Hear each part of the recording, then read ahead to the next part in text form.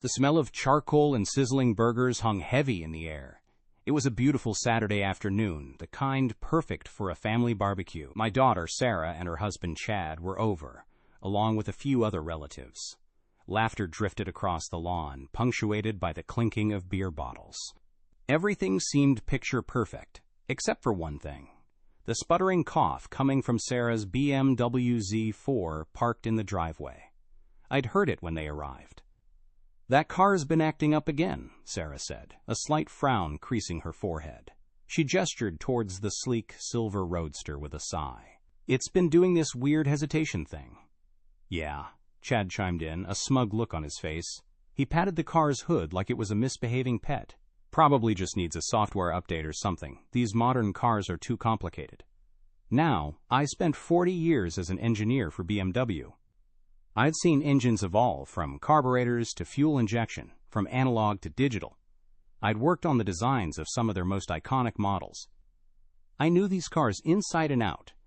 Better than most mechanics, probably better than some of the engineers working there now. So, when I offered to take a look, I figured it was a simple enough gesture. "Maybe I could take a peek under the hood, Sarah, see if I can spot anything obvious." Chad let out a little chuckle, the kind that makes your teeth grind. "Let's just take it to the dealership, Dad. You wouldn't understand these newfangled computer things." He said it with a condescending pat on my shoulder, the kind you give a confused child. That pat, that little chuckle, that dismissive tone, it stung. It wasn't just about the car anymore. It was about respect. It was about the way I'd been feeling ever since I retired, like I was suddenly obsolete, a relic of a bygone era. I knew Chad thought I was just an old man who couldn't keep up with the times. He saw me as someone who tinkered in his garage, reminiscing about the good old days, while the world moved on without me. I forced a smile, swallowed the rising irritation, and said, "Well, I did spend a few years designing those computer things, Chad. Might still remember a thing or two." He just waved his hand dismissively. "Those were different times, Dad. Things have changed. This car is practically a spaceship compared to the ones you used to work on." He turned away then, back to the grill and the laughter, leaving me standing there by the sputtering Z4, feeling a slow burn ignite in my chest. It wasn't just about the car. It was about being dismissed, about being made to feel irrelevant. In that moment, standing there in the warm afternoon sun, a seed of something else began to grow, something cold and calculating, something that whispered, he'll see just what this old man can do." I walked away from the barbecue, the smell of grilling meat suddenly less appealing. My feet carried me almost automatically towards my garage, that familiar sanctuary of grease and metal and memories. The cool, dim interior was a stark contrast to the bright sunshine outside. As I closed the door behind me, the sounds of laughter and conversation faded, replaced by the quiet hum of the refrigerator in the corner. I ran my hand along the smooth metal of my workbench, the surface cool beneath my fingertips. Tools hung neatly on the pegboard behind it, each one a familiar friend, a testament to years of tinkering and creating. Wrenches, screwdrivers, sockets, they were more than just instruments. They were extensions of my own hands, my own mind. I picked up a well-worn wrench, its handle smooth from years of use. The weight of it felt comforting, familiar. The garage wasn't just a workspace, it was a museum of my life, a repository of memories. Photos of classic BMWs adorned the walls, images of sleek, powerful machines I had helped bring to life. The 3.0 CSL, the M1, the E30 M3, they were more than just cars. They were milestones in my career, tangible representations of my passion and dedication. I remembered long nights spent poring over blueprints, the thrill of seeing a design come to life on the factory floor, the satisfaction of knowing I had played a part in creating something beautiful and powerful. I closed my eyes, and the scent of engine oil and gasoline filled my nostrils, transporting me back to the bustling workshops of BMW. I could almost hear the clang of metal, the whir of machinery, the excited chatter of engineers discussing the latest innovations. I remembered the camaraderie, the shared passion, the sense of purpose that had filled my days. I had dedicated my life to those machines, poured my heart and soul into perfecting every detail. I had sacrificed weekends, holidays, even family time, all in pursuit of that perfect blend of performance and elegance that defined a BMW. And now? Now I was just Dad, the old man who didn't understand newfangled computer things.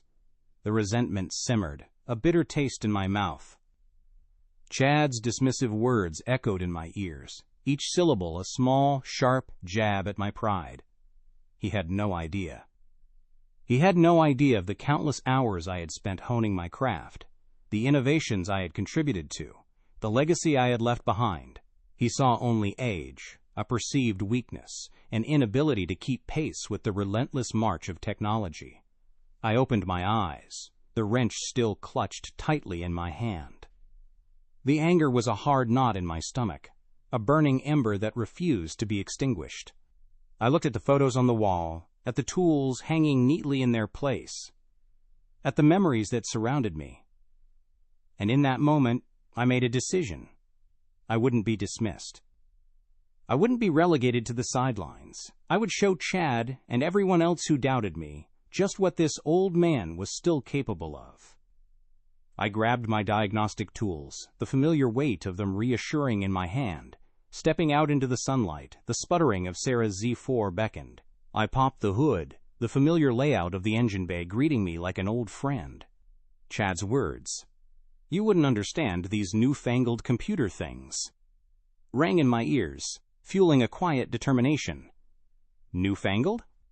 These systems were built on principles I'd helped pioneer. This wasn't some alien technology. It was a natural evolution of the systems I knew intimately. Within minutes, I'd located the problem, a faulty mass airflow sensor, a simple, almost laughably minor issue. I could have fixed it right then and there, had a replacement part on hand in my garage.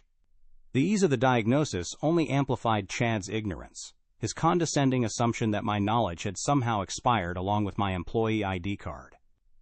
I closed the hood, a strange mix of satisfaction and sadness washing over me. The satisfaction came from the quick diagnosis, the reaffirmation of my skills. The sadness, however, was a deeper, more pervasive feeling. It wasn't just about Chad's disrespect. It was about the subtle shift I'd felt in my role within the family since retiring. I was no longer the provider, the problem solver, the man who could fix anything. I was just Dad, the guy who offered unsolicited advice, the one who reminisced about the old days, the one who was gently, almost imperceptibly being nudged to the periphery. I thought about all the sacrifices I'd made for my family during my career. The late nights, the missed birthdays, the holidays spent hunched over blueprints instead of gathered around the Christmas tree. I'd done it all willingly, driven by the desire to provide for Sarah, to give her a better life than I'd had. And now, here I was, feeling like a stranger in my own daughter's life, a disconnect growing between us, a chasm subtly widened by Chad's constant presence and his unspoken implication that my time had passed. I leaned against the workbench in my garage, the diagnostic tool still clutched in my hand. The smell of oil and grease, usually comforting, now seemed to carry a faint scent of grief. Grief for the lost sense of purpose, for the fading relevance, for the growing distance between me and my daughter. I looked at the photos on the wall, images of my younger self, vibrant and engaged, surrounded by colleagues who shared my passion. Back then, I felt vital, essential. Now I felt, what, invisible? Dismissed?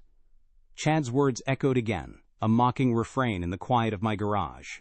You wouldn't understand these newfangled computer things. He thought he knew me. He thought he had me pegged. He thought I was just an old man, content to fade away into the background.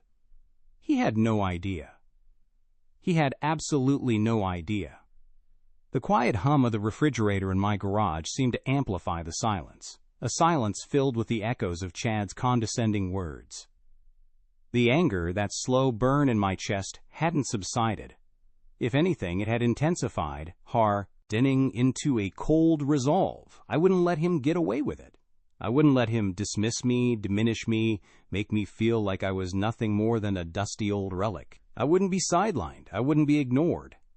I paced the length of my garage, the concrete floor cold beneath my slippers. I needed a plan, a way to reclaim my place, to assert my value, to remind everyone, especially Chad, that experience isn't something you can download from the internet. He thought he understood the modern world, with his gadgets and his apps and his smug self-assurance. He thought I was out of touch, a dinosaur in a digital age. I'd show him just how wrong he was. I wouldn't confront him directly, that wouldn't work. He'd just dismiss it as the ramblings of an old man. No, I needed something more subtle, more insidious. Something that would chip away at his carefully constructed facade of competence. Something that would expose the shallowness beneath the surface. An idea began to form, a spark of mischief igniting in my mind. I wouldn't just fix Sarah's car. Oh no, I'd do much more than that. I would use my knowledge, my expertise, my intimate understanding of BMW engineering to turn that sleek little roadster into Chad's worst nightmare. I would use his reliance on technology, his obsession with appearances, his carefully curated image of success against him. I smiled, a slow, almost predatory grin spreading across my face. The anger was still there, but now it was mixed with something else, a sense of anticipation. A thrill of the hunt. The game was on, and I, Samuel Donovan, the supposedly obsolete old man, was about to play it like a master. The idea, once a mere spark, now burned brightly, a blueprint of retribution forming in my mind. I wouldn't just inconvenience Chad. I would dismantle his carefully constructed world, piece by piece, using his own arrogance as my weapon. He thought he was so clever, so modern, so in control. I would show him just how fragile his control really was. I sat down at my workbench, pulling out a pad of paper and a pencil. Old habits die hard. Even after years of computer-aided design, I still found comfort in the tactile feel of pencil on paper, the satisfying scratch as ideas took shape. I began to sketch out my plan, a strategy of subtle sabotage, a campaign of carefully calibrated chaos. The Z4 itself would be my starting point. Chad thought the car was too complex for me to understand. He'd see. I wouldn't simply fix the sensor. I would introduce a series of intermittent, almost undetectable glitches. Nothing major, nothing that would cause any real damage. Just enough to sow seeds of doubt, to create a nagging sense of unease. A phantom flicker of a warning light here, a momentary hesitation in the acceleration there, a subtle but persistent drain on the battery. Just enough to make him question his own sanity. But the car was just the beginning. Chad's life, I knew, revolved around technology. His phone, his computer, his smart home. These were the pillars of his existence, the tools he used to project his image of success. And that's where I would focus my efforts. I would turn his beloved technology against him, transforming it from a source of convenience and status into a constant source of frustration and embarrassment. I envisioned a cascade of minor malfunctions, each one seemingly random, each one just irritating enough to disrupt his carefully orchestrated routine. His GPS would lead him astray, sending him on wild goose chases to remote locations. His smart home would develop a mind of its own, turning off lights during important video conferences, cranking the heat during client calls, playing his least favorite music at the most inopportune moments. His phone would become a source of constant glitches, dropping calls, sending garbled texts, displaying phantom notifications. I knew it wouldn't be easy. These modern systems were complex, interconnected, protected by layers of security. But I had 40 years of experience, 40 years of intimate knowledge of how these systems worked, and more importantly, how they could be manipulated. I had seen these technologies evolve, had witnessed their vulnerabilities firsthand, and I knew with a quiet certainty that I could exploit those vulnerabilities. I looked at the sketch on the pad in front of me, a web of interconnected lines and arrows, a blueprint of my revenge. It wasn't just about the car anymore. It was about reclaiming my respect, about asserting my value, about reminding everyone, especially Chad, that experience is a powerful weapon, and that even in retirement, an old dog can still learn and teach a few new tricks. I knew I needed more information. My plan, as satisfying as it was to contemplate, needed to be precise, targeted. Chad's smugness, his casual dismissal of my abilities, stemmed from his perceived mastery of the modern world, the digital landscape he navigated with such apparent ease. To truly dismantle his confidence, I needed to understand that landscape, to map out his vulnerabilities, to find the pressure points where I could apply my expertise with maximum effect. My first target was his work. Chad was a real estate agent, a profession that, in his case, seemed to rely more on flashy presentations and social media posturing than actual knowledge of bricks and mortar. I'd seen his website, slick, image-heavy affair full of buzzwords and drone footage. He seemed to pride himself on being a, quote, tech-savvy realtor, leveraging the latest gadgets and software to impress clients. Perfect. I fired up my old laptop, the familiar whir of the fan, a comforting sound in the quiet of my garage. It wasn't the latest model, not by a long shot, but it was more than capable of handling my needs. I started with a deep dive into Chad's online presence. His website, his social media profiles, his online reviews. I devoured it all, building a profile of his professional life, his client base, his marketing strategies. He boasted about his use of virtual reality tours, his personalized client portals, his automated marketing campaigns. He even had a blog filled with vapid pronouncements about the quote-to-quote real estate and the importance of embracing digital disruption. It was all so performative. I learned that he relied heavily on online presentations, virtual tours, and video conferencing to connect with clients. He used a CRM system to manage his contacts, a scheduling app to organize his appointments, and a suite of marketing tools to generate leads. Each piece of software, each app, each online platform represented a potential point of vulnerability, a crack in his carefully constructed digital fortress. Next, I turned my attention to his social media presence. He was active on Instagram, Facebook, and even TikTok, documenting his meticulously curated life for all the world to see. Photos of him posing in front of luxury homes, driving expensive cars, none of them BMWs, I noted with a smirk, attending exclusive events. It was a carefully crafted illusion of success, a digital tapestry woven with threads of aspiration and envy. I saw the comments, the likes, the virtual applause of his followers, and I understood. This wasn't just about selling houses. It was about selling an image, a lifestyle. And that image, I realized, was his Achilles heel.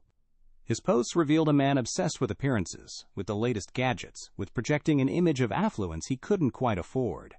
I saw photos of him wearing designer clothes, sporting a new smartwatch, bragging about his latest tech acquisitions. I even found a post where he'd complained about the slow Wi-Fi at a luxury resort, lamenting the inconvenience it caused to his workflow. It was all there, laid out for me to see. His dependence on technology, his obsession with appearances, his carefully constructed facade of success. I closed my laptop, a slow smile spreading across my face. I had what I needed. I had a map of Chad's digital world, a detailed schematic of his vulnerabilities. The diagnostic dive was complete. Now it was time to start planning the surgery. I leaned back in my chair, the glow of the laptop screen illuminating the cluttered workbench in my garage. The information I'd gathered on Chad painted a clear picture, a portrait of a man precariously balanced on a foundation of digital dependencies.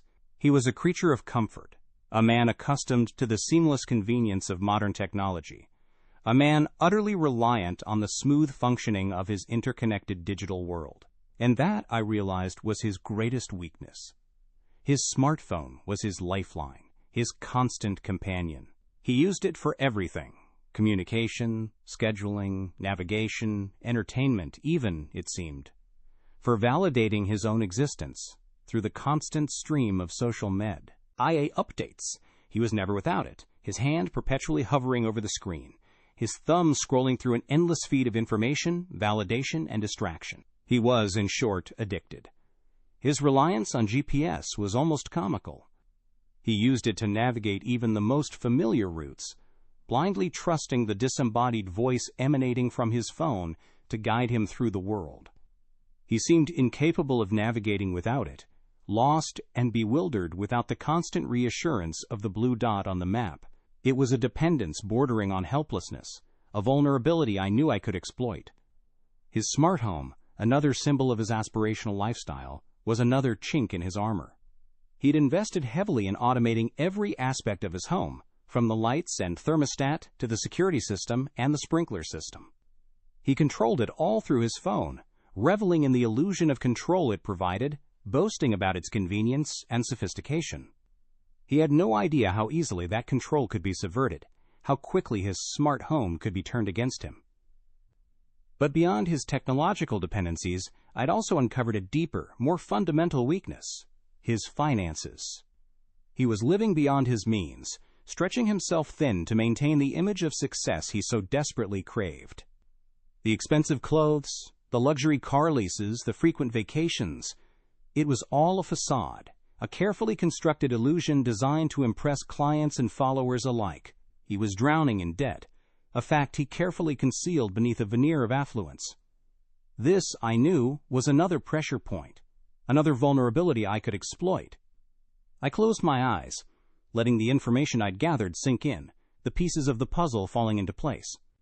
Chad's carefully crafted image of success, his reliance on technology, his precarious financial situation, it was all interconnected, a house of cards waiting to be toppled. I had identified his weaknesses, now it was time to exploit them. The game was on, and I had a feeling it was going to be very, very interesting. The Z4 was my first target. I'd ordered the replacement mass airflow sensor online, a genuine BMW part, of course. No point in using inferior components. I wanted the car to run perfectly, at least for a while. The glitches I planned to introduce would be subtle, intermittent, just enough to create a nagging sense of unease. Chad, with his limited understanding of automotive technology, would blame the car, the dealership, even the software. Anything but the true culprit. I spent a few evenings in my garage, working on the Z4, after Sarah and Chad had left for the day. I replaced the faulty sensor, restoring the engine to its smooth, purring performance. Then, I began the real work. I connected my laptop to the car's diagnostic port, accessing the onboard computer system. The familiar lines of code scrolled across the screen, a language I understood fluently. These systems, for all their complexity, were still based on the fundamental principles I'd learned years ago.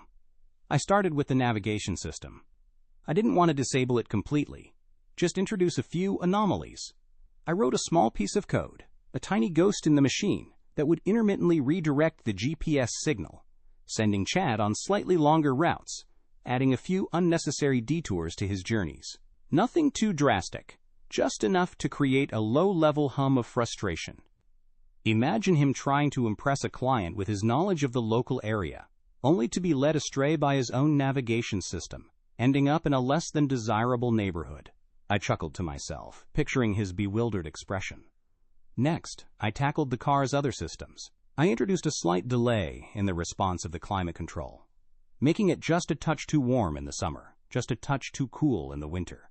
I added a phantom flicker to the check engine light, just enough to trigger a momentary surge of anxiety, a nagging worry that something was wrong. I even programmed a subtle, intermittent drain on the battery, ensuring that Chad would occasionally find himself stranded with a dead car, forced to call for roadside assistance, a humbling experience for a man so obsessed with his image. These were small things, almost imperceptible to the untrained eye, but I knew they would have a cumulative effect, slowly chipping away at Chad's confidence, eroding his sense of control. He would blame the car, the dealership, the technology itself, anything but the true source of his troubles. He would never suspect the quiet, unassuming old man tinkering in his garage, pulling the strings from behind the scenes. I disconnected my laptop, wiping down the steering wheel and dashboard, erasing any trace of my presence. The Z4 sat silently in my garage, its sleek lines gleaming under the fluorescent lights. It looked perfectly normal, perfectly innocent, but beneath the surface, a ghost in the machine was waiting to be unleashed, a tiny program ready to wreak havoc on Chad's carefully curated life. I closed the garage door, a sense of quiet satisfaction settling over me.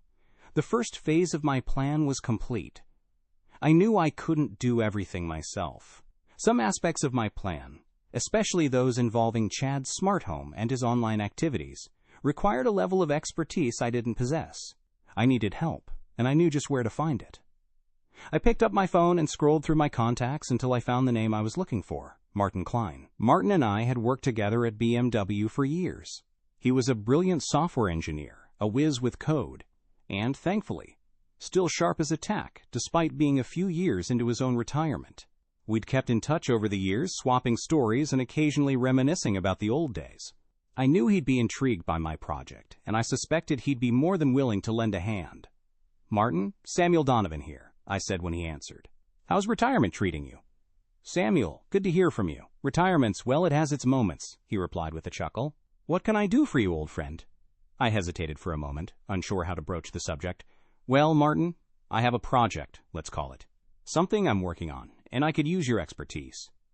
Oh, he said, his voice laced with curiosity. What kind of project?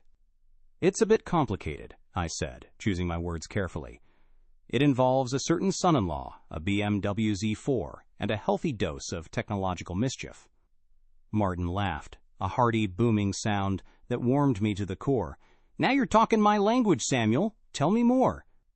I spent the next half hour outlining my plan, explaining my motivations, and detailing the specific areas where I needed his help. I described Chad's smart home system, the various devices he used, and the level of control he exerted through his phone. I explained my desire to introduce a series of subtle malfunctions, small, irritating glitches that would escalate over time, driving him to the brink of frustration. Martin listened intently, occasionally interjecting with a question or a suggestion. By the time I'd finished, he was practically giddy with excitement. Samuel, this is brilliant, he exclaimed. It's like something out of a spy movie. I'm in, absolutely in. Excellent, I said, a grin spreading across my face. I knew I could count on you, Martin. So, what do you need from me? He asked, his voice buzzing with anticipation. I need a program, I explained. Something custom designed to disrupt Chad's smart home system. I want small malfunctions at first. Things like flickering lights, intermittent internet outages, the occasional misbehaving thermostat. Then, as time goes on, I want the glitches to become more frequent, more disruptive, more creative. Consider it done, Martin said confidently. I've got a few ideas already. Imagine his smart speakers suddenly blasting opera music at 3 a.m, or his security cameras displaying a live feed of a squirrel's nest. The possibilities are endless.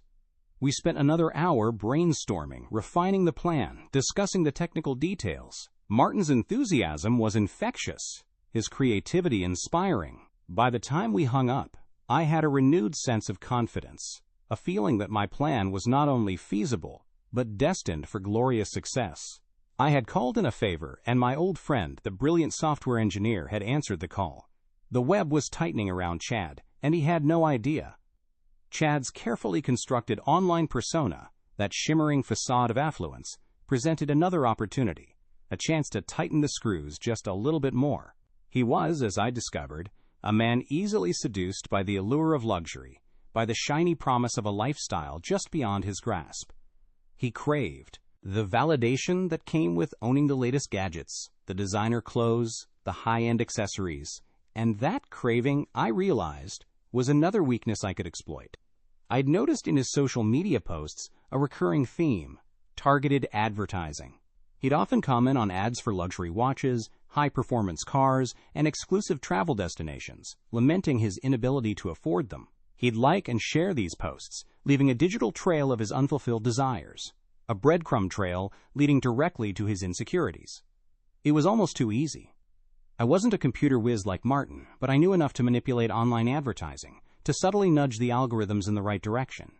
I spent a few evenings researching the intricacies of online advertising platforms, learning how to target specific demographics, how to tailor ads to individual interests, how to create the illusion of personalized recommendations.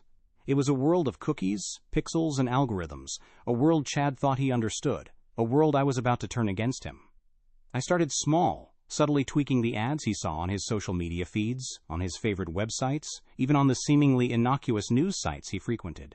Ads for luxury watches began to appear with alarming frequency, showcasing timepieces far beyond his budget. Images of sleek, powerful sports cars, the kind he'd only dreamed of owning, flashed across his screen, taunting him with their unattainable elegance. Exotic travel destinations, pristine beaches, and luxurious resorts beckoned from the digital ether, promising an escape from his mundane reality. I even created a few fake ads, targeting his specific interests, playing on his insecurities. One ad featured a limited edition golf club endorsed by his favorite pro golfer, with a price tag that would make his eyes water. Another showcased a high-tech drone, the kind he'd coveted in a recent social media post, promising breathtaking aerial footage and the envy of his followers. I watched with a quiet amusement as his online activity reflected my manipulations. He clicked on the ads, visited the websites, lingered on the product pages, leaving a digital trail of his yearning, his frustration, his growing sense of inadequacy. He was being bombarded with images of a life he couldn't afford, a life he desperately wanted, a life that was always just out of reach. I knew it was cruel, perhaps even a little bit manipulative, but I couldn't help but feel a certain satisfaction as I watched the web tighten around him. He had dismissed me, belittled me, made me feel like I was nothing more than a relic of the past. Now I was using his own obsession with the digital world, his own vanity, against him. He thought he was in control, a master of the digital domain. He had no idea that he was a puppet, and I was pulling the strings. The seeds of discontent were sown, the seeds of financial discomfort planted. It was only a matter of time before they began to sprout. Chad's carefully crafted world, that gleaming edifice of perceived success, began to crumble, not with a bang, but with a series of increasingly frustrating whimpers from his technology. It started subtly, almost imperceptibly. His GPS, once a reliable guide, began to develop a mind of its own. Short trips to familiar locations became convoluted odysseys, punctuated by unexpected detours and baffling route recalculations. A quick run to the grocery store turned into a 20-minute excursion through back alleys and residential streets. A meeting with a potential client in the city center landed him, inexplicably, in a deserted industrial park on the outskirts of town. He, of course, blamed the technology. "Stupid GPS," he'd mutter, pounding the steering wheel of the Z4 in frustration. "Piece of junk!"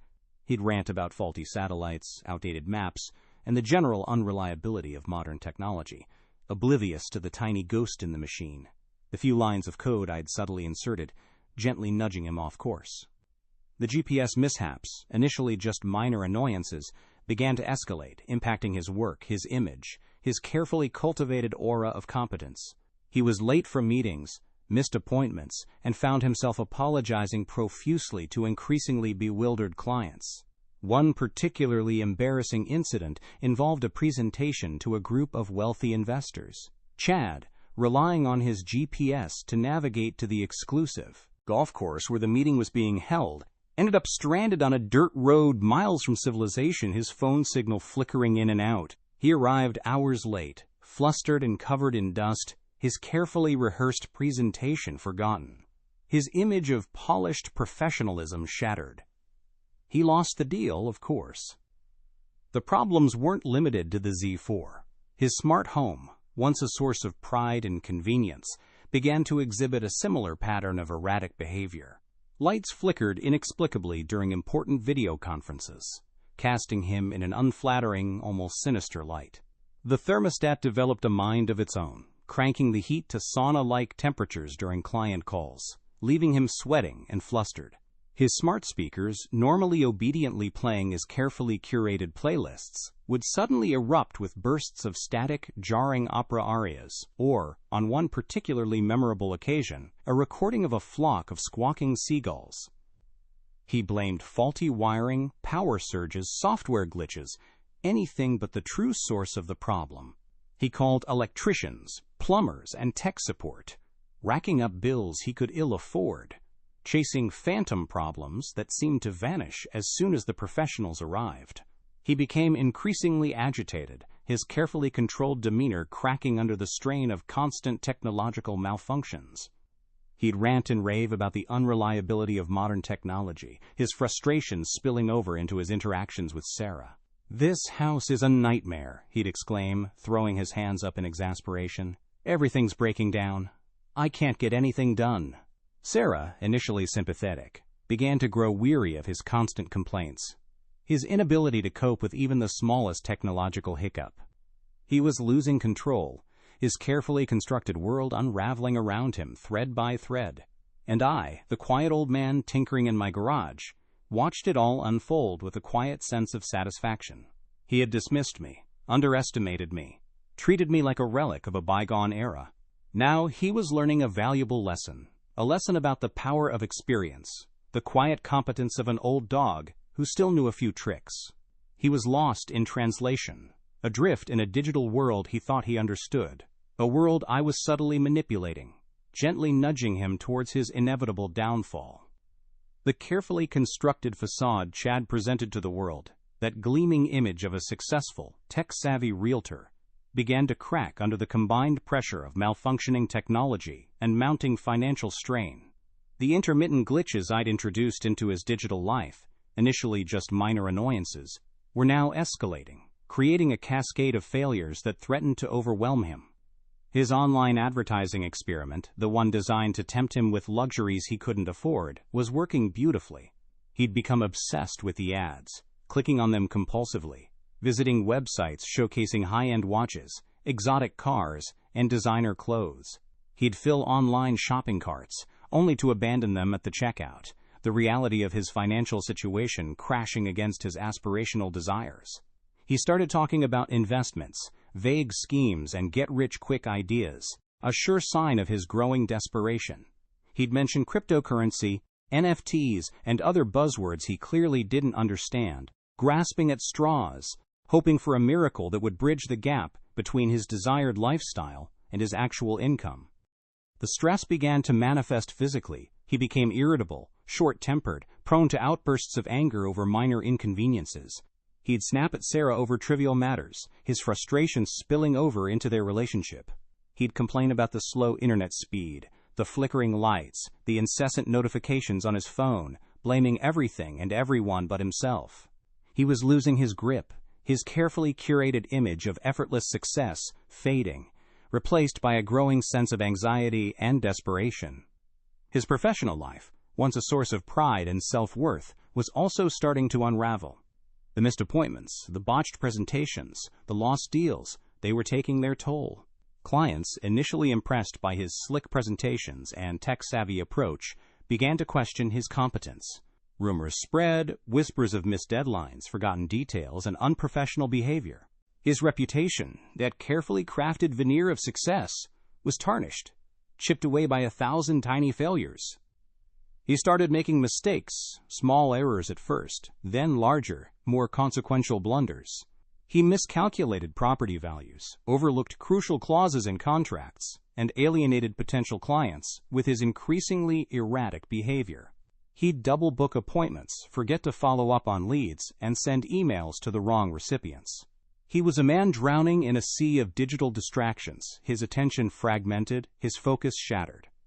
The irony, of course, was that he blamed everything on technology. "It's this damn phone," he'd exclaim, throwing his hands up in frustration.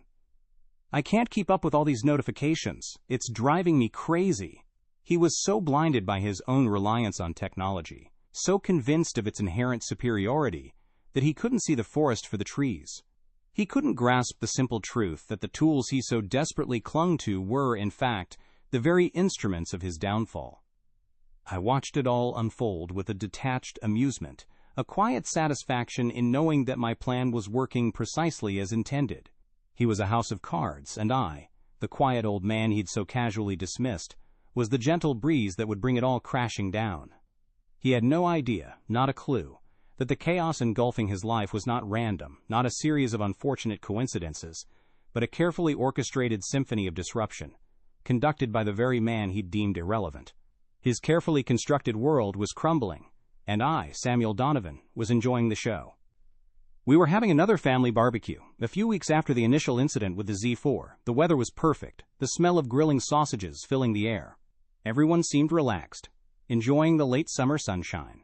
Even Chad, despite his recent string of misfortunes, was putting on a brave face, although the strain was evident in the tightness around his eyes, the forced cheerfulness of his laughter.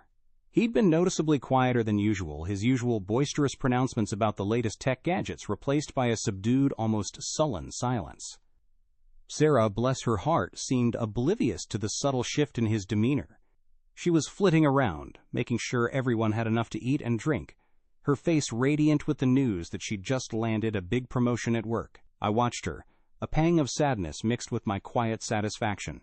She deserved better than this, better than a husband who valued appearances over substance, a man whose carefully constructed world was built on a foundation of sand.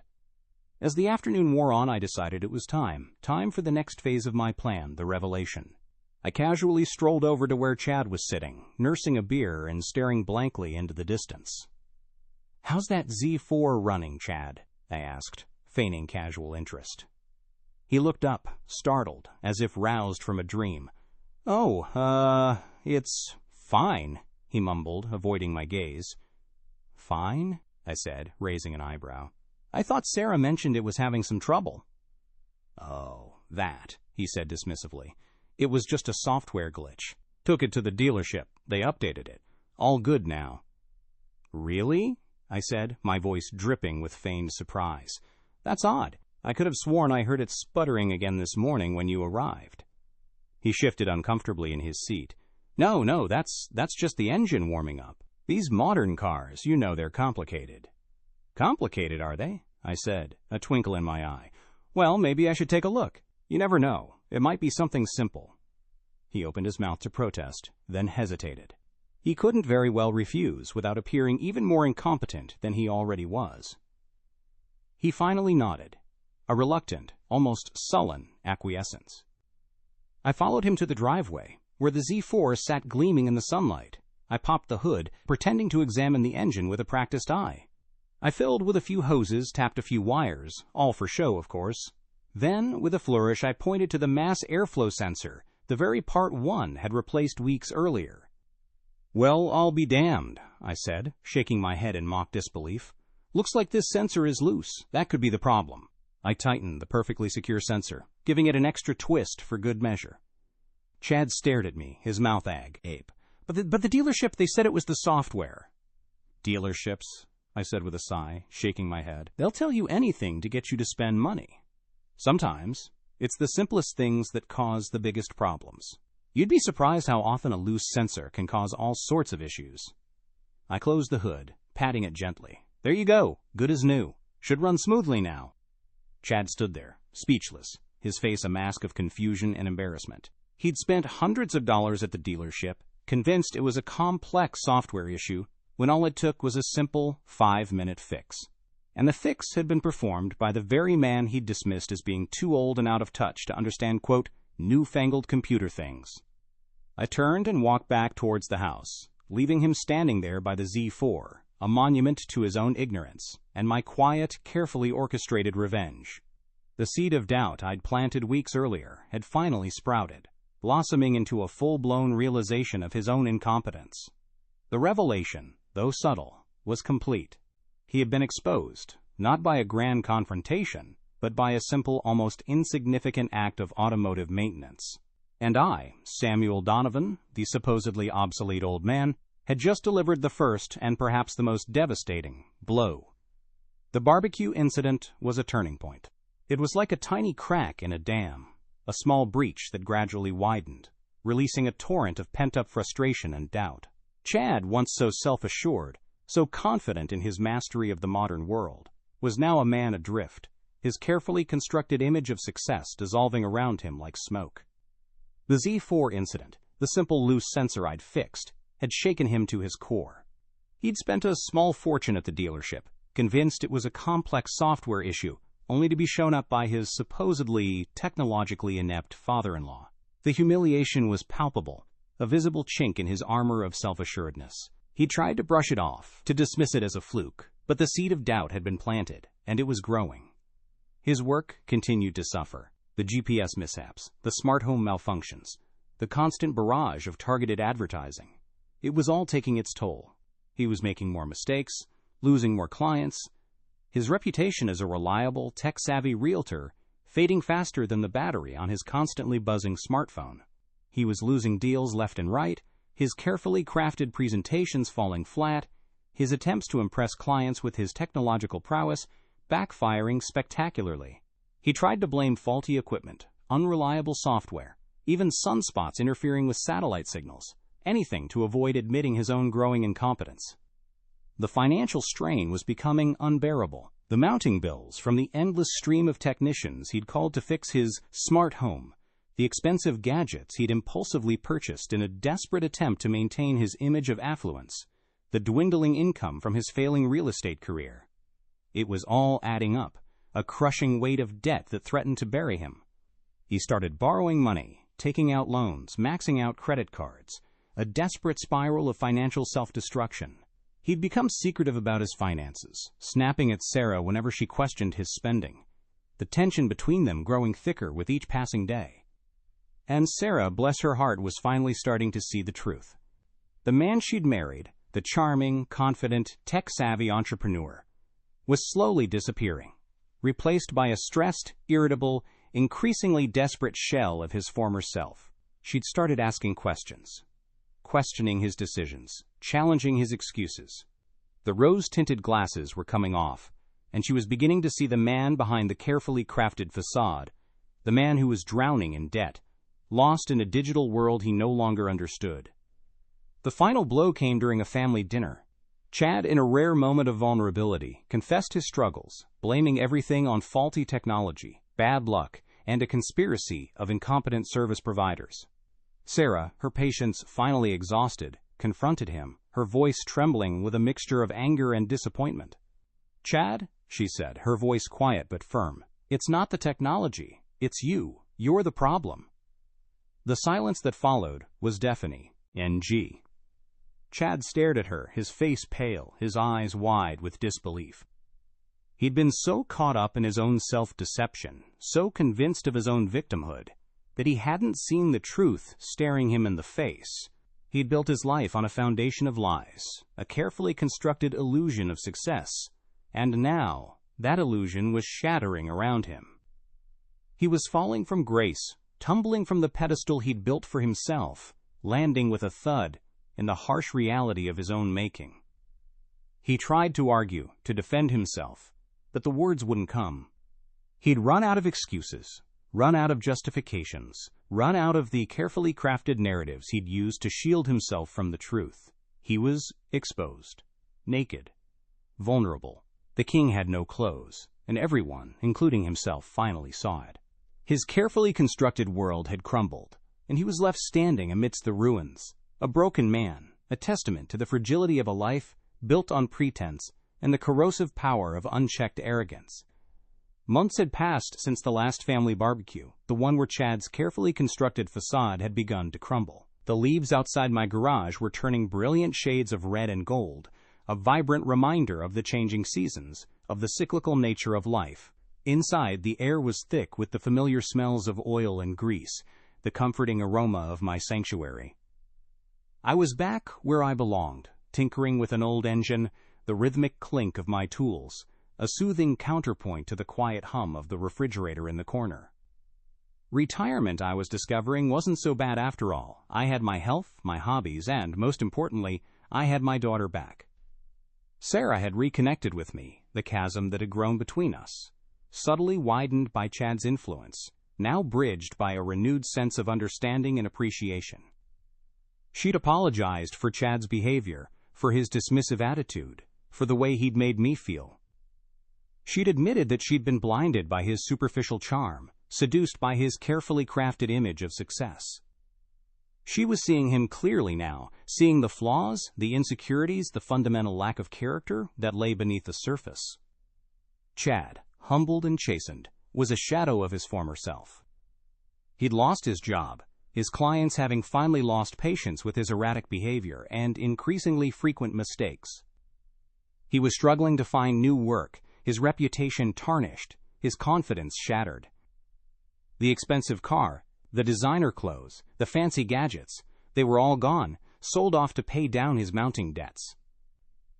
He was living a much simpler life now, a life stripped of the pretense and artifice that had once defined him. He was learning, the hard way, the value of humility, the importance of substance over style. He no longer offered unsolicited tech advice, no longer dismissed my experience with a condescending chuckle. He'd even started asking me for advice, about cars, about life, about how to navigate a world that no longer revolved around the glowing screen of his smartphone. I'd offered my help, of course, not out of pity, but out of a quiet sense of satisfaction. I hadn't set out to destroy him, only to teach him a lesson, to remind him that experience is a valuable commodity, that age doesn't equate to obsolescence. I'd shown him that the digital world, for all its power and convenience, can be a fragile and fickle thing, easily manipulated by those who understand its underlying mechanisms. I wasn't gloating, not outwardly at least. I offered him practical advice, helped him update his resume, even put in a good word with a few old contacts in the automotive industry. He was still my son-in-law after all, and despite everything, I wanted him to succeed, to find his footing, to build a life based on something more substantial than fleeting trends and digital distractions. My garage, once a refuge from the world, had become a place of reconciliation, a space where the generations could connect, where experience could be shared, where lessons could be learned. Sarah often stopped by, sometimes with her children, my grandchildren, their laughter echoing off the metal walls, filling the space with a joy that had been missing for too long. We'd work on small projects together, simple repairs, routine maintenance, the kind of tasks that required more than just a smartphone and a YouTube tutorial. We'd talk, not about the latest gadgets or social media trends, but about real things, about family, about life, about the enduring value of hard work and practical skills. I looked around my garage, at the tools hanging neatly on the wall, at the photos of classic BMWs, at the memories that surrounded me like a warm embrace. I felt a deep sense of peace, a quiet satisfaction in knowing that I had not only defended my own worth, but had also, in a strange way, helped my family find their way back to each other. Retirement, I realized, wasn't about fading away, about becoming irrelevant. It was about finding new ways to contribute, new ways to connect, new ways to make a difference. It was about using the knowledge and experience I'd accumulated over a lifetime to guide, to mentor, to inspire. I wiped my hands on a greasy rag, a smile spreading across my face. The smell of oil and grease, once a reminder of a life left behind, now carried a different scent, a scent of purpose, of accomplishment, of the quiet satisfaction of a job well done. I poured myself a glass of scotch, the amber liquid swirling in the crystal tumbler, catching the warm glow of the late afternoon sun filtering through the garage window. The ice clinked softly, a gentle counterpoint to the quiet hum of the refrigerator in the corner. I raised the glass, holding it up to to you, I suppose. To whoever's listening. It's a strange thing, talking to no one in particular, but Sarah says these video testimonials are all the rage these days. She thinks my story might inspire other retirees, show them that life doesn't end when you hand in your company ID. She might be right. I took a sip of the scotch, the smooth, smoky flavor, a familiar comfort. Never underestimate the quiet power of experience, I said, a twinkle in my eye. It's something you can't download, can't buy, can't fake. It's earned, honed over years of hard work, dedication, and, yes, even a few mistakes along the way. I looked around my garage, at the tools hanging neatly on the wall, at the photos of classic BMWs, at the workbench where I'd spent countless hours tinkering, creating, and, in recent months, plotting a little bit of carefully calibrated chaos. It was a space that held a lifetime of memories, a testament to a career I'd poured my heart and soul into, a career that Chad, in his youthful arrogance, had dismissed as irrelevant, a relic of a bygone era. He'd learned his lesson, though. He'd learned that experience isn't about age, it's about knowledge, about skill, about the ability to see the world in a way that only comes from years of navigating its complexities. He'd learned that the latest gadgets and software, for all their flashy promises, are just tools, and tools are only as good as the person wielding them. I took another sip of scotch, the ice clinking softly against the glass. And if you think your retirement means you're out of the game, I said, my voice firm, a hint of steel beneath the gentle tone, think again. Retirement isn't about fading away. It's about finding new ways to contribute, new ways to connect, new ways to make a difference. It's about using the skills and knowledge you've accumulated over a lifetime to guide, to mentor, to inspire. It's about showing the young pups that the old dogs still know a few tricks. I finished my scotch, the empty glass a symbol of a chapter closed, a lesson learned, a victory savored. I placed the glass on the workbench, the cool metal a pleasant contrast to the lingering warmth of the scotch. I looked directly at the camera, I guess it is, a mischievous glint in my eye. Subscribe to Retirement Stories for more tales of underestimated elders getting their righteous revenge, I said, a wink punctuating my final words.